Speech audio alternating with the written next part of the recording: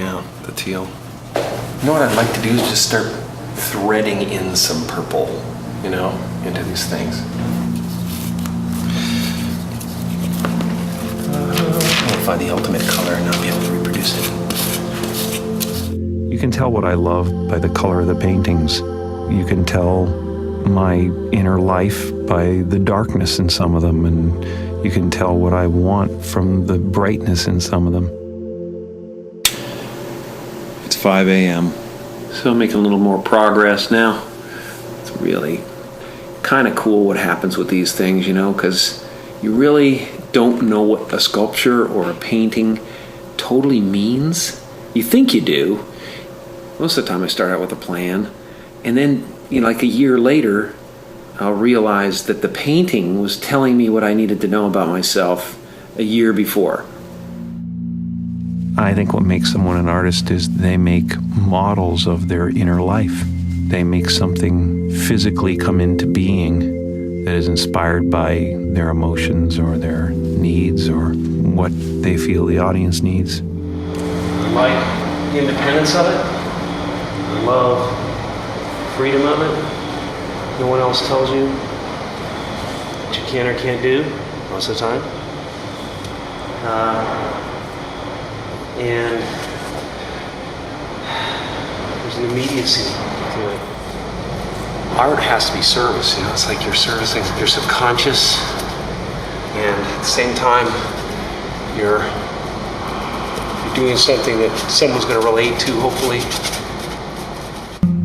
When I was a kid, I spent half my time in the living room performing for people.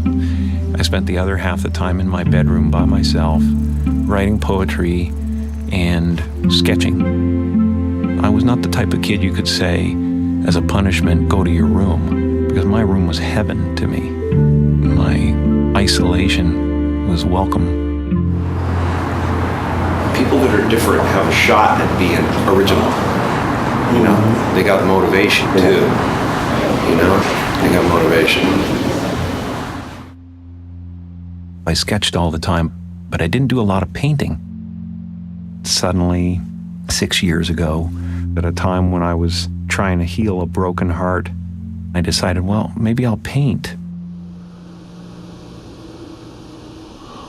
When your heart is in love, you're floating, weightless.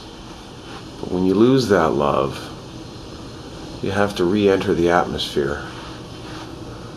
And it can get pretty rough. You're just bouncing off one molecule and onto the next, ripping through them at such a pace that they just ignite and explode. Until you find another heart that's doing the same thing, has landed and cooled, and then you start to float again.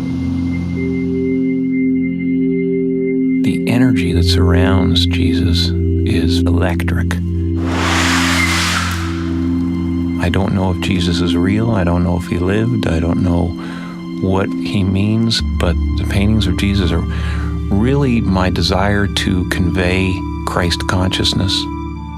I wanted you to have the feeling when you looked in his eyes that he was accepting of who you are. I wanted him to be able to stare at you and heal you from the painting. You can find every race in the face of Jesus. And I think that's how every race imagines Jesus. They imagine him as their own. That's pretty. It's so funny, I get so stuck when I'm trying to choose colors, but when I just grab them, it's cool. I don't know what painting teaches me. I know that it just frees me. Free from the future, free from the past, free from regret, free from worry.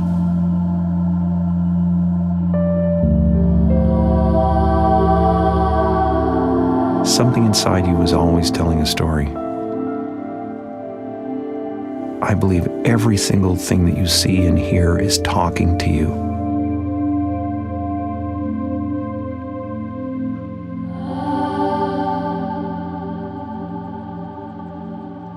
The bottom line with all of this, whether it's performance or it's art or it's sculpture, is love. We want to show ourselves and have that be accepted. I love being alive, and the art is the evidence of that.